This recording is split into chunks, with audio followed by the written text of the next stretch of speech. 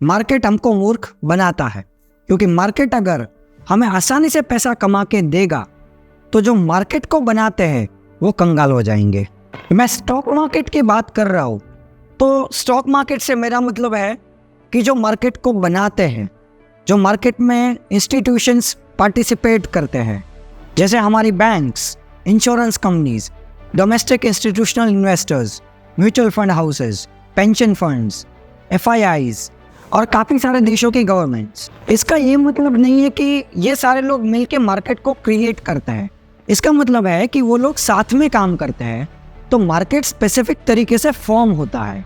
यहाँ पे जो एक आम इंसान ट्रेड करने के लिए आता है, उसकी लड़ाई उस बड़े इंस्टीट्यूशन से नहीं है, और बड़े इंस्टीट्यूशन की लड़ाई आम लोगों से नहीं है। उसकी लड़ाई उनके जैसे इंस्टीट्यूशन से है, जिसको हम स्मार्ट मनी बोलते हैं। और इसी चक्कर में एक आम ट्रेडर फंस जाता है, हाथी के पैरों तले दब जाता है और कंप्लेन करता है। तो इस वीडियो में हम स्पेसिफिकली ये जानने की कोशिश करेंगे कि मार्केट हमें किस किस तरीके से मूर्ख बनाता है। अगर आपको इस तरीके का कंटेंट पसंद आ रहा है, आपको वैल्यू मिल रही है, तो इस वीडियो को लाइक कर सकते हैं और इस चैनल को सब्सक्राइब कर सकते हैं। Let's start. नंबर 1, मार्केट एक आम इंसान से पहले भाव को पहचानता है। ये जो बड़े इंस्टीट्यूशंस होते हैं वो खास करके साथ में मिलके काम करते हैं, तो वो स्मार्ट मनी बन जाता है। जो मार्केट में न्यूज़ आती है, जो आप टीवी एंकर से सुनते हो, वो सारी न्यूज़ स्पेसिफिक लॉजिक के साथ फैलाई जाती है। उस न्यूज़ फैलाने के पीछे कुछ ना कुछ एजेंडा रहता है। जो न्यूज़ आपसे पहुंचती है वो पहले काफ़ी सारे लोगों को पता होती है, जैसे कि कंपनी के रिजल्ट्स या गवर्नमेंट के कोई अनाउंसमेंट। और जैसे ही न्यूज़ स्मार्ट मनी को पता चलती है तो मार्केट उस भाव को ऑलरेडी डिस्काउंट कर लेता है। मतलब कि वो न्यूज़ को अपने अंदर समा लेता है। मतलब कि अगर न्यूज़ सच में बुरी है और किसी को ये न्यूज़ के बारे में आइडिया ही नहीं है, तो मार्केट ऑलरेडी गिर जाएगा। और जब सबको पता चलेगा तो मार्केट उस सिचुएशन को नॉर्मली ट्रीट करेगा। मतलब अगर वो ऊपर जाना चाहता है तो वो चला जाएगा, चाहे न्यूज़ बुरी भी क्यों ना हो। और जब मैं न्यूज़ की बात कर रहा हूँ, तो जो अनसर्टेन सिचुएशन होती है वो भी कई बार बड़े इंस्टीट्यूशंस को भनक लग जाती है। उन लोगों को एक्सपीरियंस ही उतना होता है, तो वो प्रॉपरली मार्केट को फॉर्म करते हैं। जैसे एग्जांपल के तौर पे मैं बताता हूँ कि 4 साल पहले कोरोना आया था, तब मार्केट सडनली गिर रहा था, तब कुछ हुआ नहीं था। पर जब 21 मार्च को लॉकडाउन लगा और वहाँ से मार्केट ने ऊपर चलना स्टार्ट किया, चारों तरफ केसेस आ रहे थे, सब लोग टेंशन में थे कि क्या होगा, बिजनेस चलेंगे कि नहीं। पर फिर भी मार्केट अपने धुन में ही चलता गया और एक टाइम के बाद बहुत सारे लोग वहाँ पे फंस गए, क्योंकि किसी को विश्वास ही नहीं हुआ कि मार्केट यहाँ से इतना ऊपर जा सकता है।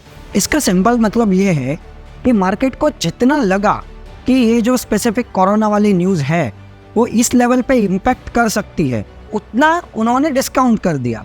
उसके बाद मार्केट को लगा कि अब इसकी कोई वैल्यू नहीं है, तो यहाँ से मार्केट ने ऊपर चलना स्टार्ट कर दिया। पर एक आम इन्वेस्टर कभी ये चीज़ों को अडॉप्ट नहीं कर पाता है, क्योंकि हमारी लाइफ उस तरीके से वर्क नहीं करती है। हमारी लाइफ की एक स्पीड है।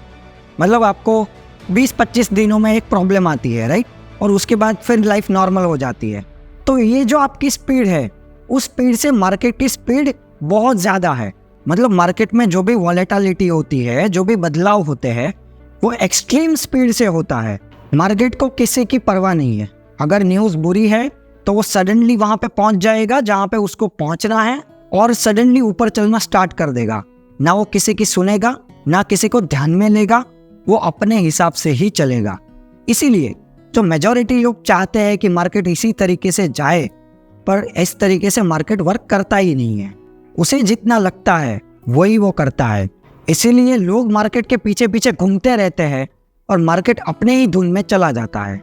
नंबर 2, मार्केट को एग्जैक्टली पता रहता है कि आप कितना लॉस ले सकते हो या आप कहाँ पे स्टॉप लॉस डाल सकते हो। चाहे स्टॉप लॉस आपके माइंड में भी क्यों ना हो, पर फिर भी मार्केट वहाँ तक ही जाएगा जहाँ पे आप निकल सकते हो। ये सिर्फ आपके साथ नहीं होता है, आपको लगता है कि आपके साथ होता है, पर मेजॉरिटी लोग जहाँ पे निकलने वाले हैं वो मार्केट को ऑलरेडी पता होता है और मार्केट वहाँ तक ही जाता है। उसके बाद वो ऊपर चलना स्टार्ट कर देता है। अब ये उसको कैसे पता है? ये इसीलिए पता है कि हम एक बिना एक्सपीरियंस के इस तरीके से चीज़ों को सोचते हैं कि यहाँ तक ठीक है, यहाँ तक स्टॉप लॉस हम ले सकते हैं। और मार्केट का जो एक्सपीरियंस है, मार्केट का जो टाइम है, वो बहुत बड़ा है और उसके अंदर बहुत सारे लोग काम करते हैं। तो कोई ना कोई ऐसे लोग भी है जिसके पास या तो ब्रोकर का डेटा जाता होगा या तो उसको कॉमन मास साइकोलॉजी का आइडिया है कि मेजॉरिटी लोग यहाँ तक ही जा सकते हैं और इनमें से कुछ लोग हैं इसकी कैपेसिटी थोड़ी ज़्यादा है। तो मार्केट क्या करता है कि सबसे पहले जो हल्के लोग होते हैं, मतलब कि जो कम लॉस ले सकते हैं, उसको खाली करता है और उसके बाद मार्केट और एक चक्कर लगाता है और जो बाकी बचे कुछ लोग हैं उसको भी निकाल देता है। जब मार्केट हल्का हो जाता है तब वो चलना स्टार्ट करता है। इतना झमेला जो हैंडल कर सकता है वही मार्केट में पैसा कमाता है। मैं जब भी ट्रेड लेता हूँ तो कभी कभी एक बार या रेयर केस में 2-3 बार भी स्टॉप लॉस हिट होता है। ये क्यों होता है?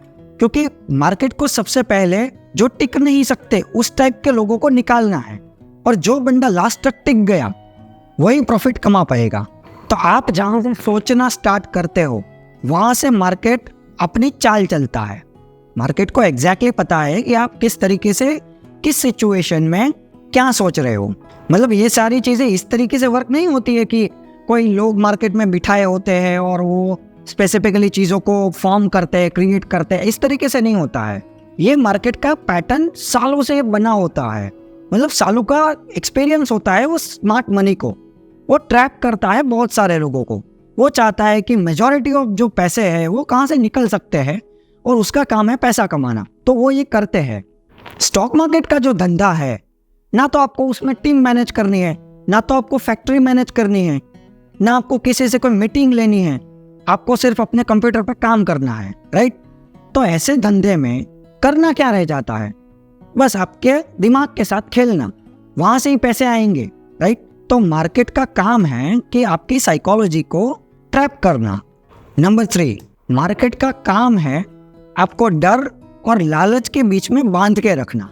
मार्केट आपको अच्छे अच्छे ट्रेड्स दिखाता है तो आप एंट्री करते हो, कभी कभी प्रॉफिट भी दे देता है, छोटे छोटे प्रॉफिट्स। उसके बाद सडनली आपको भी पता नहीं चले इस तरीके से एक बड़ा लॉस दे देता है। अब पहले आपको लालच थी, आपको अच्छे अच्छे ट्रेड्स दिखाए तो आपने एंट्री ली। अब वो आपके साथ डर से खेलता है, तो आप एक बार डर गए कि बड़ा लॉस हो गया, तो उसके बाद फिर कितनी भी अच्छी अपॉर्चुनिटी आए फिर आप उसको छू भी नहीं सकते।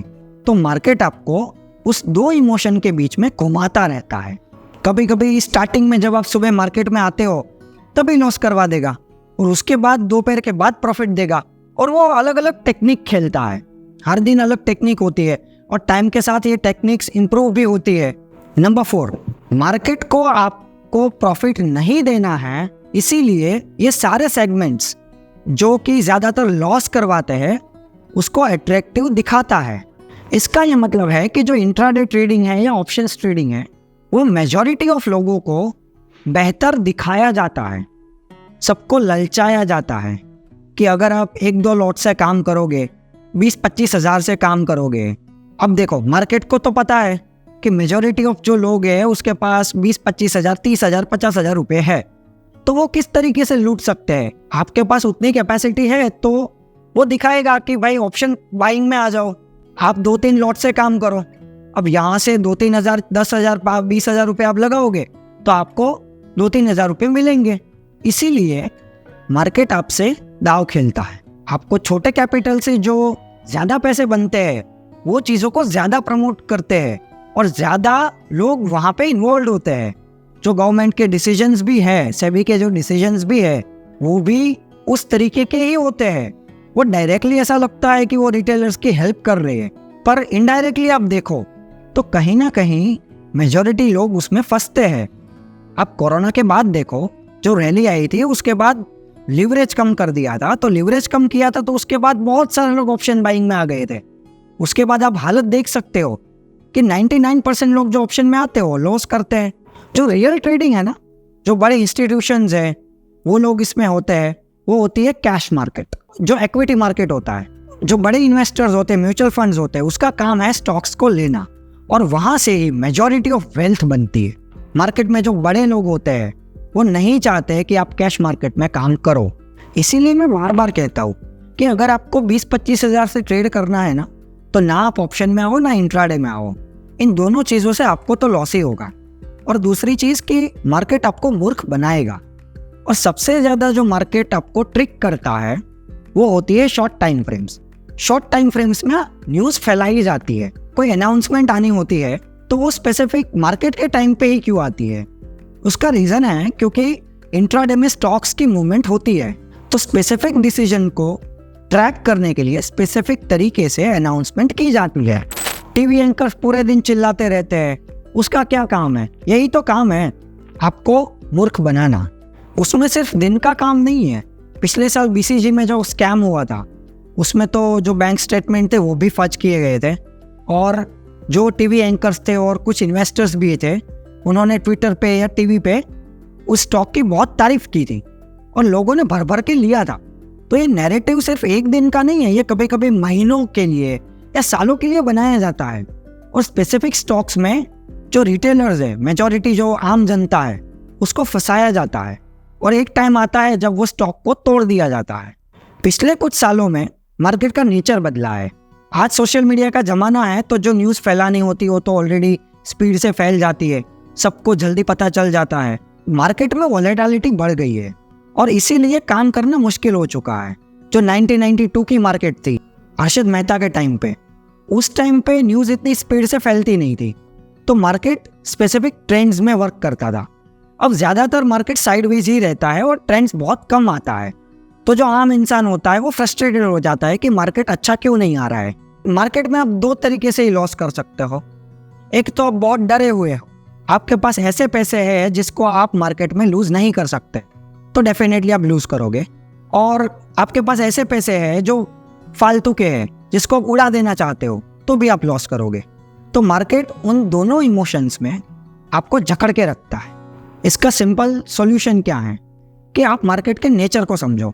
मार्केट किस तरीके से वर्क करता है, मार्केट यहाँ क्या करने आया है, मतलब जो मेजॉरिटी लोग ट्रेड करते हैं, जो पोजीशंस बनाते हैं, वो क्यों बनाते हैं।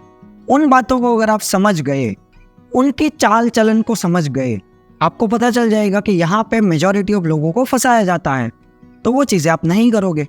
वो अब कैसे आएगी? एक्सपीरियंस है।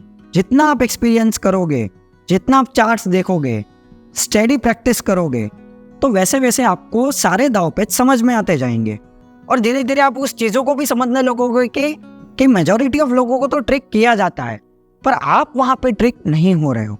जैसे जैसे एक्सपीरियंस बढ़ता है, वैसे जो प्रोफेशनल ट्रेडर होता है वो ट्रिक नहीं होता है, वो मार्केट के साथ चलता है। उसको पहले से पता चल जाता है कि मार्केट इस तरीके से जाएगा। मार्केट में सक्सेस होने का एक ही तरीका है, चाहे आपको सब कुछ ना पता हो, कौन सा आईपीओ आने वाला है वो ना पता हो, तो ठीक है, इसकी कोई वैल्यू नहीं है। कोई न्यूज़ स्पेसिफिक कंपनी में है या स्पेसिफिक कंपनी कोई बिजनेस करती है, उसकी इतनी डील हुई है, ये सारी बातें अगर आपको नहीं भी पता है ना, कोई फ़र्क नहीं पड़ता। आपको सिर्फ मार्केट की साइकोलॉजी समझना है कि मेजॉरिटी ऑफ लोग जो काम करते हैं वो किस डायरेक्शन में काम करेंगे, आपको उसे उल्टा करना है।